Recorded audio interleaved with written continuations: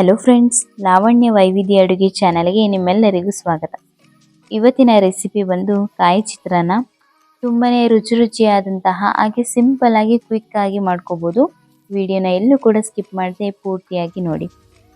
ಮೊದಲಿಗೆ ನಾನಿಲ್ಲಿ gas stove ಮೇಲೆ ಒಂದು ಪಾತ್ರೆನ ಬಿಸಿಗಿಟ್ಟು ಅದಕ್ಕೆ ಒಂದು ಅರ್ಧ ಕಪ್ ಅಷ್ಟು ಎಣ್ಣೆನ ಹಾಕೋತಾ ಇದ್ದೀನಿ. ಅದಾದಮೇಲೆ ಒಂದು ಸ್ವಲ್ಪ ಇಂಗು, ಹಾಗೆ 1 ಟೇಬಲ್ ಸ್ಪೂನ್ ಅಷ್ಟು ಸಾಸಿವೆ, ಒಂದು ಅರ್ಧ ಟೇಬಲ್ ಸ್ಪೂನ್ ಅಷ್ಟು ಜೀರಿಗೆನ ಹಾಕ್ತಾ ಇದ್ದೀನಿ. ಅದಾದಮೇಲೆ ನಾನಿಲ್ಲಿ ಕಡಲೆಕಾಯಿ ಬೀಜನ ಹಾಕ್ತಾ ಇದ್ದೀನಿ. ಕಡಲೆಬೇಳೆ ಹಾಕೋಕ್ಕೂ ಮುಂಚೆ ಕಡಲೆ ಬೀಜನ ಹಾಕಿ ಸ್ವಲ್ಪ ಫ್ರೈ ಮಾಡ್ಕೋಬೇಕು. ಏಕೆಂದರೆ ಕಡಲೆಬೇಳೆ ಬೇಗ ಫ್ರೈ ಆಗಿಬಿಡುತ್ತೆ, ಕಡಲೆ ಬೀಜ ಸ್ವಲ್ಪ ಲೇಟಾಗಿ ಆಗುತ್ತೆ ಫ್ರೈ. ಆದ್ದರಿಂದ ಇದನ್ನು ಚೆನ್ನಾಗಿ ಫಸ್ಟಿಗೆ ಫ್ರೈ ಮಾಡ್ಕೋಬೇಕು. ಈಗ ನೋಡ್ತಾ ಇರ್ಬೋದು ಎಲ್ಲ ಚೆನ್ನಾಗಿ ಫ್ರೈ ಆಗಿದೆ. ಈ ಟೈಮಲ್ಲಿ 1 ಟೇಬಲ್ ಸ್ಪೂನ್ ಅಷ್ಟು ಕಡಲೆಬೇಳೆನ ಹಾಕೋತಾ ಇದ್ದೀನಿ. ಕಡಲೆಬೇಳೆನ ಹಾಕೊಂಡಾದ್ಮೇಲೆ ಒಂದು 10 ರಿಂದ 15 ಸೆಕೆಂಡ್ಗಳು ಇದು ಚೆನ್ನಾಗಿ ಫ್ರೈ ಮಾಡ್ಕೋಬೇಕು. ಈಗ ನೋಡ್ತಾ ಇರ್ಬೋದು ಚೆನ್ನಾಗಿ ಫ್ರೈ ಆಗಿದೆ. ಈ ಟೈಮಲ್ಲಿ ಕರಿಬೇವಿನ ಸೊಪ್ಪು ಮತ್ತು ಒಣಮೆಣ್ಸಿಕಾಯಿನ ಹಾಕ್ತಾ ಇದ್ದೀನಿ. ಈ ಕಡಲೆಬೇಳೆ ಮತ್ತು ಕಡಲೆ ಬೀಜಗಿಂತ ಮುಂಚೆ ಈ ಕರಿಬೇವು ಮತ್ತು ಒಣಮೆಣ್ಸಿಕಾಯಿನ ಹಾಕೋಬಾರ್ದು, ಏಕೆಂದರೆ ಬೇಗ ಅದು ಸೀದ್ಬಿಡುತ್ತೆ. ಆದ್ದರಿಂದ ಕಡಲೆಬೇಳೆ ಕಡಲೆಕಾಯಿ ಬೀಜ ಚೆನ್ನಾಗಿ ಫ್ರೈ ಮಾಡ್ಕೊಂಡು ಆದಮೇಲೆ ಇದಕ್ಕೆ ಒಣಮೆಣ್ಸಿಕಾಯಿ ಕರಿಬೇವಿನ ಸೊಪ್ಪನ್ನ ಹಾಕೋತಾ ಇದ್ದೀನಿ. ಈಗ ಅದಕ್ಕೆ ಸ್ವಲ್ಪ ಗೋಡಂಬಿನ ಹಾಕ್ತಾ ಇದ್ದೀನಿ. ಮಧ್ಯೆ ಗೋಡಂಬಿ ಸಿಗ್ತಾ ಇದ್ದರೆ ತುಂಬಾ ಚೆನ್ನಾಗಿರುತ್ತೆ. ಈಗ ಗೋಡಂಬಿ ಹಾಕೊಂಡಾದ್ಮೇಲೆ ಸ್ವಲ್ಪ ಫ್ರೈ ಮಾಡ್ಕೋಬೇಕು. ಈಗ ನೋಡ್ತಾ ಇರ್ಬೋದು ಗೋಡಂಬಿಯಲ್ಲಿ ಎಷ್ಟು ಚೆನ್ನಾಗಿ ಕಲರ್ ಹತ್ತಿದೆ ಅಂತ.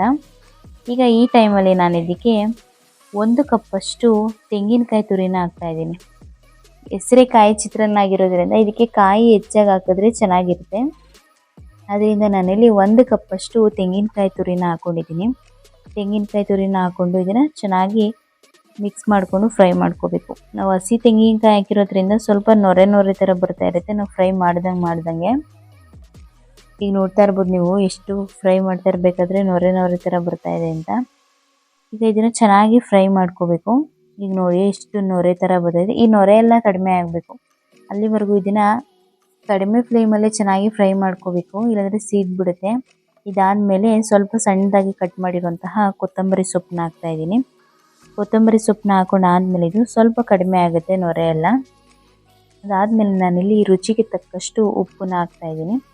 ಸ್ವಲ್ಪ ರುಚಿಗೆ ತಕ್ಕಷ್ಟು ಉಪ್ಪನ್ನ ಹಾಕೋಬೇಕು, ಏಕೆಂದರೆ ಕಾಯಿ ಹಾಕಿರೋದ್ರಿಂದ ನಾವು ರೈಸ್ ಜೊತೆ ತಿಂದಾಗ ಕಾಯಲ್ಲೂ ಉಪ್ಪು ಆಗ್ತಾ ಇರುತ್ತೆ. ಅದರಿಂದ ಆ ಮಸಾಲೆಗೆ ಎಷ್ಟು ಬೇಕೋ ಈ ಮಿಶ್ರಣಕ್ಕೆ ಅಷ್ಟು ಮಾತ್ರ ಸಾಲ್ಟನ್ನು ಹಾಕೋತಾ ಇದ್ದೀನಿ ನಾನಿಲ್ಲಿ.